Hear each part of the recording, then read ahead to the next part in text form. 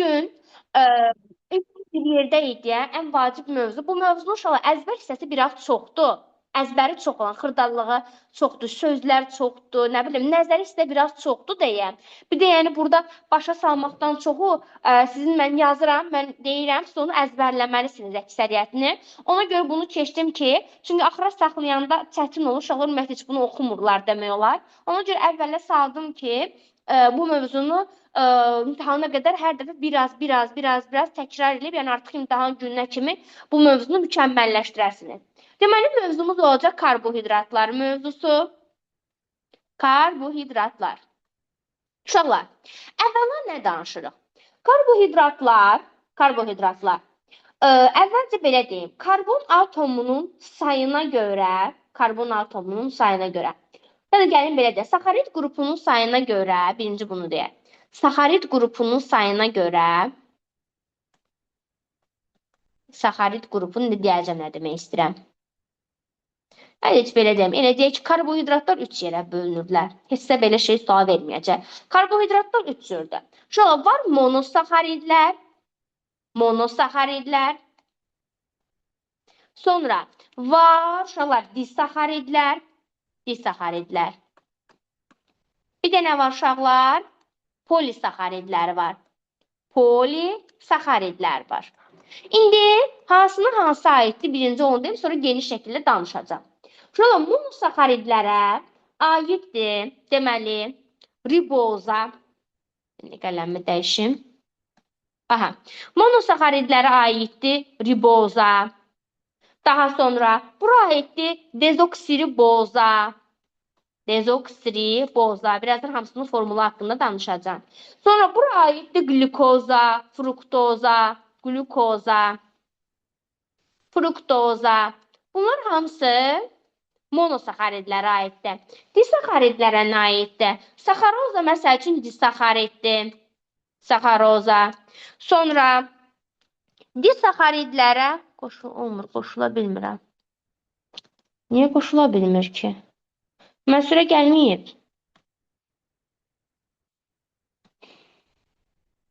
Nə bilim, vallahi heç nə bilmirəm. Aiddir saxaroza. Sonra aiddir maltoza. Sonra aiddir laktoza. Bunlar olacaqlar disaxaridlər. Bəs polisaxaridlərə nə aiddir? Bunlara da nişasta və selüloza aiddir uşaqlar. Yəni imtahana çox sadə bir sual kimi düşə bilər ki, monosaxaridləri göstərin. Düşə bilər. Yəni nəzəri sual kimi birinci qrupları düşər. Monosaxaridi göstər, nə bilim disaxaridi göstər, nə bilim polisaxaridi göstər. Yəni belə bir sual düşə bilərsə, ona görə mütləq şəkildə bunlara hansına aiddir öyrənin. Sonra nədən gəlib danışırıq uşaqlar? Karbon atomlarının sayına görə, baxın, birinci mən başlayıram monosaxaridlər haqqında sizə danışmağa. Baxın, hələ ki monosaxaridlər, disaxaridlərə keçməmişəm. Monosaxaridlər haqqında danışıram. Demək olar, yazı saxlayın ki, monosaxaridlər karbon atomunun sayına görə, baxın, karbon atomunun sayına görə 2 qrupa bölünürlər. Karbon atomunun sayına görə 2 qrupa bölünürlər. Şöyle var pentozalar. Pentoza. Bir də başlar heksozalar. Əvvəla mənə deyin uşaqlar, penta neçə idi? Penta neçə idi uşaqlar? 5 deyildi. Bəli, 5 dənə karbon. Bəs heksa nə idi? Heksa. 6. Bəli. Yəni onda deyirik ki, pentozalar hansılardır? 5 karbonlu karbohidratlar. 5 karbonlu karbohidratlardır. Bunlar adlanırlar pentozalar. Bir də uşaqlar, heksozalar isə 6 karbonlu karbohidratlar. Bunlar da 6 karbonlu karbohidratlardır. İndi bunlara hansına aid? Yəni hansında 5 karbon var, hansında 6 karbon var, bunları öyrənək. Yadınızı saxlayın uşaqlar. Riboza da, bir də uşaqlar dezoksiriboza da. Bunlarda 5 dənə karbon var. Baxın, əvvəlcə ribozanı yazın. Bax, ribozada Ribozada. Bir də uşaqlar, dezoksiribozada. Dezoksiriboza. Bunlarda 5 dənə karbon var. Ribozanın formulu belədir. C5H10O5. Baxın, bu ribozadır. Həm karbon 5-dir, həm oksigen 5-dir, hidrogen də bunlardan 2 dəfə çox 10-dur. Dezoksiriboza da isə uşaqlar, oksigenin sayı bundan 1 vahid azdır. Yəni C5H10 amma O4-dür. Gördüyünüz uşaqlar, bunların ikisində də 5 dənə karbon olduğuna görə bunlar pentozalara aiddir. Bəs heksozalara hansılara aiddir? Glukoza ilə fruktoza uşaqlar. Glukozanın formulu necədir bilirsiniz də reaksiyalardan. Glukoza necə yazılır? C6, bəli, H12O6. Bəli, bu heksozadır. Bir də uşaqlar fruktoza. Yenə burada da 6 karbon var. Onun da formulu eynən glukozanın formulu kimidir. Uşaqların ən çox sual verdiyi şey, müəllimə, bəs bunlar eyni şeylərdirsə, məsələn, glukozanın fruktoza eyni şeydirsə formulu, niyə yəni ikisi də fərqli addır? Necə olur bu? Uşaqlar, biz bu məlum məsələdə biz bilirik ki, ona qalsa məsəl üçün C6, H12, alken kimi də yazaram. 6 yazıyorum, biraz böyük rəqəm oldu. Məsələn, C4H8-i belə də yazaram. Onlar alken. Belə yazaram. Onlar alken. Bunu belə yazaram. Onlar alken, C4H8. Ya da məsəl üçün mən C4H8-i belə də yaza bilərəm də, sikloalkan kimi də yaza bilərəm. Fərqi nədir? Hər ikisində 4 karbon, 8 hidrogen oldu, amma ayrı-ayrı siniflərdir. Yəni quruluşları fərqlidir. Eyni zamanda, yəni qapalı formada ola bilər ki, hər ikisi C4H8 olsun. Amma açıq formasında illaki bir fərq olacaq. İndi bunları ətraflı ayrı-ayrı keçəndə orada öyrənəcəyik ki, bunların açıq quruluşlarında yəni fərqlər var. Glukoza ilə fruktozanın açıq formalarını yazanda orada müəyyən fərqlər olduğunu görəcək. Sonra nədən danışırıq? Dedik, karbon atomunun sayına görə 2 yerə bölündü, pentozalar və heksozalar. Bir də funksional qrupuna görə də funksional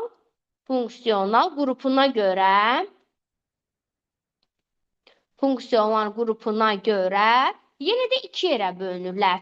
Hansılardır? Var, uşaqlar, aldozalar. Uşaqlar, bir də var, ketozalar. Aldozaların hansılara aiddir uşaqlar? Baxın, adından zaten bəllidir də.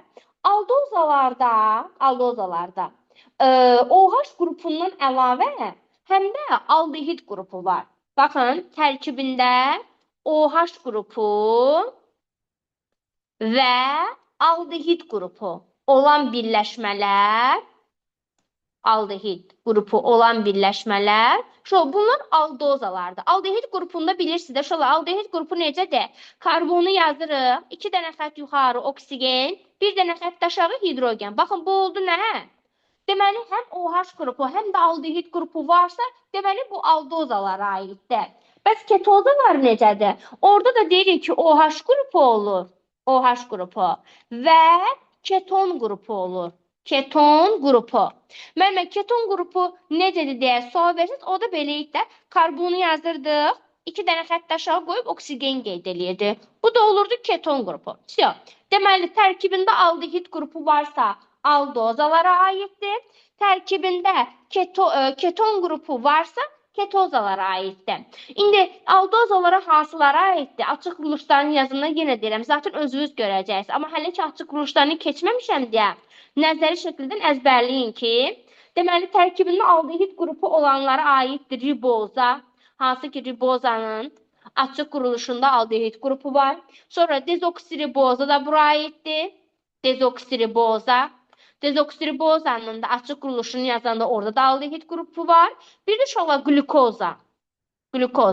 Bunun da açıq quruluşunda yenə aldehid qrupunu görəcəksiniz. Bəs tərkibində keton qrupu olan hansıdır? Şola yadda salın, bir dənə fruktoza. Bir dənə uşaqlar, fruktozada keton qrupu var. Bu bizdə lazım olacaq kimyəvi xəstələrdə. Yadda saxlayın, ribozadır, dezoksiribozadır, glukozadır. Bu üçündə aldehid qrupu var. Amma fruktozada nə var uşaqlar? Onda isə keton qrupu var. Deməli, təsnifat haqqında danışdıq. İndi gəlirik, keçirik karbohidratlardan ən vacibi olan glükoza haqqında danışacağım sizə. Görək glükoza haqqında biz nələri bilməliyik? Əvvəla glükozanın formulu necədir uşaqlar? C6, H12, O6. Bu bunun qapalı formuludur. İndi gəlin uşaqlar sizlə bir yerdə mən bunun açıq formasını yazım. Şöyle neçə dənə karbon var glükozada? 6. Bəli. Əvvəlcə sözlə yazım. Şöyle glükozanın açıq formasını yazanda yadda saxlayın. Deməli orada 5 dənə. Şu OH qrupunun adı nədir? OH qrupunun adı nə idi? OH qrupu biz nə deyirdik? Nə qrupu? Hidroksil. Hidroksil. Bəli uşaqlar. Deməli 5 dənə OH, yəni mötərizənin içində 5 dənə hidroksil qrupu olur. Hidroksil qrupu 5 dənə uşaqlar hidroksil qrupu, yəni 5 dənə OH olur və bir dənə də aldehid qrupu olur. Aldehid qrupu açıq formasında. Onda neynirəm? 6 dənə karbonu düzürəm.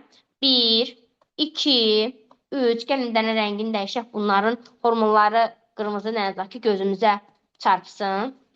Deməli, 5 dənə, 6 dənə karbonu yazıram. 1, 2, 3, 4, 5, 6. Dedim axı, axırıncısı aldehid qrupu olmalıdır. Aldehid qrupu olması üçün axırıncı karbonu aldehid eləyirəm. Yəni aldehid qrupu. 2 dənə xətt yuxarı qoyub oksigen, bir dənə xətt aşağı qoyub hidrogeni yazdım. Sonra nə etməliyəm uşaqlar? Sonra 5 dənə də, yerdə 5 dənə karbon qaldı. Şöyle 1, 2, 3, 4, 5. Bu 5 dənə karbon hər birinə OH birləşdirməliyəm. Amma qayda belədir. Diqqətlə baxın uşaqlar. Baxın yazıram OH birləşdirdim. Burada yazıram OH, bunu da birləşdirdim. Uşaqlar bu arada burada nömrəli, məsələn, sizcə burada hansı birinci karbondur? Sol tərəfdəki karbon birincidir, yoxsa sağ tərəfdəki karbon birincidir sizcə? Sağ tərəfdəki. Yaxın olan. Bəli uşaqlar, 2 qat rabitə yaxın olan ya da funksional qrupumuz yaxın olan tərəf birinci olur, birinci sayı. Yəni nömrələmə belədir. Bu birincidir, bu ikincidir, bu üçüncüdür, bu dörddür, bu beşdir, bu da 6-cı karbondur. Uşaqlar, yadınızda saxlayın. Hamısında OH aşağıdadır. Bütün karbonlardan OH yazında, hamısında OH-ı harda yazırsınız uşaqlar? Axırıncıda yaz. Bir dənə altda yazırsınız. Bir dənə. Üçüncü karbonda tərsinə uşaqlar. Üçüncü karbonda uşaqlar. OH-ı yuxarıda yazırsınız. Aşağıda yox, yuxarıda. Yenə qalan hamısında burada da OH aşağıdadır, все getdi. Baxın uşaqlar, neçə dənə karbon oldu? 6 dənə karbonu yazdım. Axırıncısına aldehid qrupunu birləşdirdim. Hamısına aşağıdan OH qoydum. Bir dənə üçüncü karbonda tərsinə oldu. OH aşağıda yox. OH harda olmalıdır uşaqlar? Yuxarıda olmalıdır. Qalan hamısında OH aşağıda. Bəs mən sonra başqa yanında nə olacaq? Bir də yanında uşaqlar. Bu karbonun yanında 2 dənə xətt var. 4 olsun deyə neçəsi çatmır uşaqlar? 2 dənə hidrogen çatmır. Düzdür? Sonra bu karbonun ətrafında 1, 2, 3 xətt var. 4 olsun deyə biri çatmır. 3 dənə xətt var. 4 olsun deyə biri çatmır. Deməli burada uşaqlar 3 dənə xətt, 4 dənə xətt, bircə dəqiqə. Bircə dəqiqə. Bizdə nə səhv yazdıq? Hə, şu 3 dənə xətt var. 1, 2, 3 dənə xətt var. Burada aşağıya nə yazmalıyam? Hidrogen. Əslində H-larla OH-ları gərək birinci ayrı yazardım. Onları görün. Sonra yan-yana yazaram. Yığcam formada. Bir dənə bunları silim. Açıq yazın hamısını. Elə baxın. Sonra qapalı yazaram. Bax uşaqlar. OH-ı aşağı yazıram. H-ı yuxarı yazıram. OH-ı aşağı yazıram. Bu arada uşaqlar, burada 2 dənə hidrogen olmalıdır. Çünki 3 dənə xətt var axı. 4 dənə olmalıdır. Birini qoyub burada hidrogen eləyirəm. Sonra bu karbondan aşağıda OH var. Yuxarıda olmalıdır H. Aşağıda OH var, yuxarıda olmalıdır H. Burada yuxarıda OH-ı yazdım, aşağıda yazdım hidrogeni. Yəni OH var, yuxarıda H. Все qutardı uşaqlar. Bir damcı yığcam yazma. Bu biraz çox uzun və açıq formada. Özünüz də görürsünüz. Biraz lap açıq formada yazılışdı. Bunu bir damcı yığcamlaşdırsaq belə eləyirik. Yenə də 6 dənə karbonu yazıram. 3, 4, 5. Bu da olur 6. Axırıncıdan aldehid qrupunu yazıram. Təzdən bir dənə eləyim, yerləşmədi. 6 dənə karbon düzürəm. 1, 2, 3, 4, 5. Bu da 6'dır. Aldehid qrupunu yapışdırdım. Dediyim kimi hamısından aşağı OH. Burada da OH. Burada da OH. Bir dənə 1, 2, üçüncü də OH-ı yuxarı yazıram. Yenə qalan hamısında OH aşağıda və yanlarına 2 dənə xət var, 2 hidrogen çatmır. 3 xət var, 1 hidrogen çatmır. 3 xət var, 1 hidrogen çatmır. 3 xət var, 1 hidrogen çatmır. Qoy belə yazım. Baxın, bunu buranı silim. Hidrogeni yanına yazdım. Hə, hidrogeni yazdım bura. Yenə 2 xət var. Burada aşağıda OH var idi. 3 xət var. 1 hidrogen çatmır. Yox, tarih. Şu eyni şey daha bunlar. Fərqli şeylər deyil. Bir də nə bilərsiniz, ayrı-ayrı şeylərdir. Şu eyni şeydir. Sadəcə özünüz də görürsünüz də fərq nədir? Birində hidrogenləri ayrıca yuxarıdan yazmışam. Digərində isə elə yanında yığcam var. Bu uşaqlar qlükozanın açıq formada quruluşudur. Mütləq şəkildə bunu bilməlisiniz. Bir də uşaqlar, bunun qapalı forması var. Bu açıq formasıdır. İndi gəlin qapalı formasını göstərim. Bəs qapalı forması nə? Uşaqlar, dedik ki, neçə dənə karbon var burada? 6 dənə. 6 dənə karbon olduğuna görə 6 bucaqlı çəkirəm. Diqqətlə baxın. 6 dənə karbon olduğuna görə 6 bucaqlı çəkirəm. 6 bucaqlı çəkəndən sonra uşaqlar, başlayıram hamısının deməli düyün nöqtələrinə bizə 6 dənə oldu, düzümü? 1, 2, hə. Hamısının düyün nöqtələrinə bax karbon yazıram. Yazıram karbon. Bir dənə əlimi saxlayıram uşaqlar. Yadınızda saxlayın. Bax, mən bunu sağ tərəfdəki var ha, sağ tərəfdə ortadakı. Bunu həmişə birinci karbon olaraq özüm üçün nəzərə alıram və saat əqrəbi istiqamətinə fırlanıram. Bu olacaq ikinci karbonum. Bu olacaq üçüncü karbonum. Bu olacaq dördüncü karbonum. Bu olacaq beşinci. Baxıram ki, məndə nələr yoxdur. Karbonumun bir dənə də xət qoyub. Yazıram, yenə də bir dənə karbon. İndi izah eləyəcəm. Bir də oksigen də var idi. Burada oksigen də yoxdur. Oksigeni də baba birinci ilə beşincinin ortasına. Çünki biz birinci ilə beşincini qapadanda oksigen gəlib düşür ortaya. Bax, oksigene bax, tən orada bura gəlib düşür. Oksigen də burada olmadı. Biraz açıqlayaq, belə pis görsənməsin. Hə, şu oksigeni də yazdım bura. Bitdi, getdi uşaqlar. İndi baxıram ki, hə, bəs bura nə edeyim? Bu bura var, yox, axırda yuxarıda yazdığım karbon. Bu aldehid qrupudur da. Bu aldehid qrupudur deyə. Bunun yanında olacaq CH2OH. Bax, bura yazıram CH2. Həmişə yadda saxlayın ki, 5-ci karbondan yuxarıda CH2OH var. Bunu da qeyd elədim. Və gəldi, keçdi. İndi nə edirik? Yadınızda saxlayın uşaqlar. Dediyim kimi, hamısında OH aşağıdadır. Bax, OH aşağıda yazdım. İkincidə də OH aşağıdadır. Bir dənə üçüncüdə dedim tərsinədir. Üçüncüdə OH yuxarıda olmalıdır. Yazdım. Sonra yenə OH aşağıda olmalıdır. Yenə burada nə eləməlidir? İndi uşaqlar, OH-ı burada yuxarıda yazmışamsa, indi hidrogenlər OH aşağıdadırsa, hidrogen yuxarıda. OH aşağıdadırsa, hidrogen yuxarıda. OH yuxarıdadırsa, hidrogen aşağıda. OH aşağıdadırsa, hidrogen yuxarıda. Burada da yuxarıda OH var, aşağıdan sadəcə hidrogen yazıram. Şöyle bir damcı qarışıqdır. Amma izaha baxanda bir neçə dəfə baxsaz, yəni açıq formada yaza biləcəksiniz. Bir də istəyirsə ayrıca bir lövhədə bir də təzədən göstərim ki, biz onu necə yazdıq. Ki, yazılış qaydasında mən necə yazıramsa, siz də o formada yazıb saxlamağa çalışın.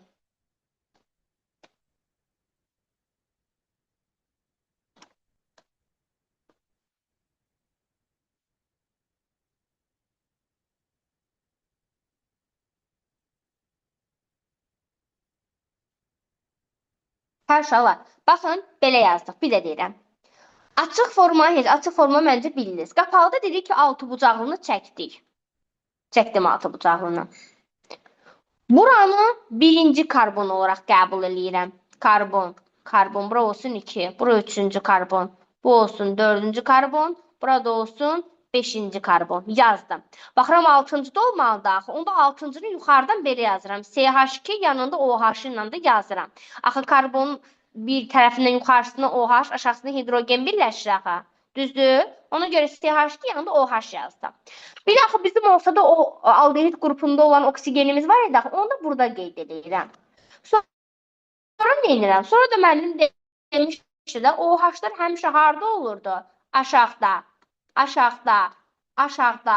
Bir dənə üçüncüdə müəllim demişdi ki, OH yuxarıda olur, tərsinə olur.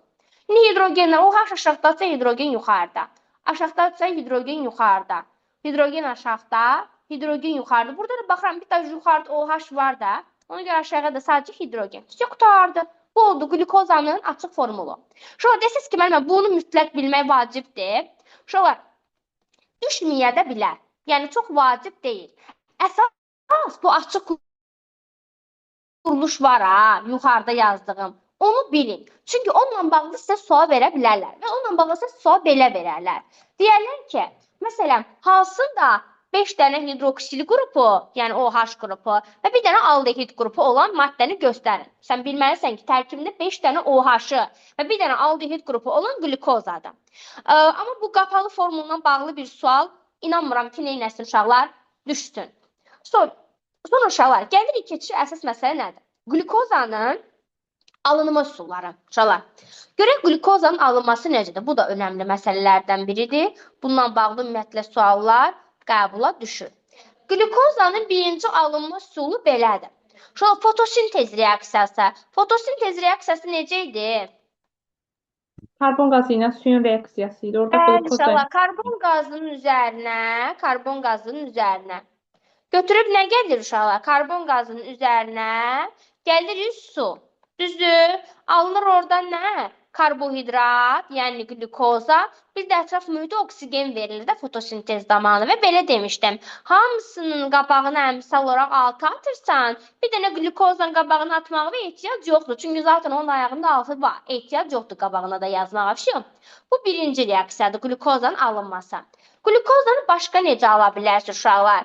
İkinci alınma üsulu isə uşaqlar, ikinci alınması belədir. Bu arada təbiətdə alınma üsuludur. Bax, təbiətdə fotosintez üsulu ilə şəkəri almaq olur. Sonra biz laboratoriyada necə almaq olar glukozanı? Götürürlər formaldehidi. Formaldehid hansı birləşmədir Qəmər? Formaldehid. CH3OH da desək. CH3OH. O spirt deyil. OH spirt deyildir. Aldehidin birinci nümunəsi. Bəli, onda necə aldehid qrupunu yazırsan, bir dənə karbonu varsa aldehidin funksional qrupunu yazdın. Bir dənə olmaqda davranıcı olmamalıdır. Onda bu karbon yanında 3 dənə xətt var. Birini də qoyub nə yazmalıyam? Hidrogen. Bunun adı nə oldu? Formaldehid. Düzdür? Formaldehid altına bax yazıram. Formaldehid. Formaldehidi neyinirik? Formaldehidi götürürük kalsiyum OH2-nin iştirakı ilə qızdırırıq. Yəni parçalayırıq. Baxın, kalsiyum OH2-nin iştirakı ilə parçalayırıq və bu zaman uşaqlar özdə neçə dənə formaldehid götürür? 6 dənə. Bir dənəsini yox, bir dənəni götürən nətər mən glukoza alım? Formaldehiddə bir karbon var.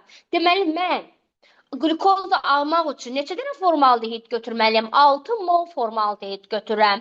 Həqiqətən də baxıram ki, karbonun sayı olur 6 dənə. Hidrogenin sayı bir dənəsində 2-dir. 6 dənə də olanda elir 12 dənə. Oksigen normalda bir dənə də 6 dənə olanda da 6 dənə oksigen. Həqiqətən də baxın, uşaqlar, glukoza alındı.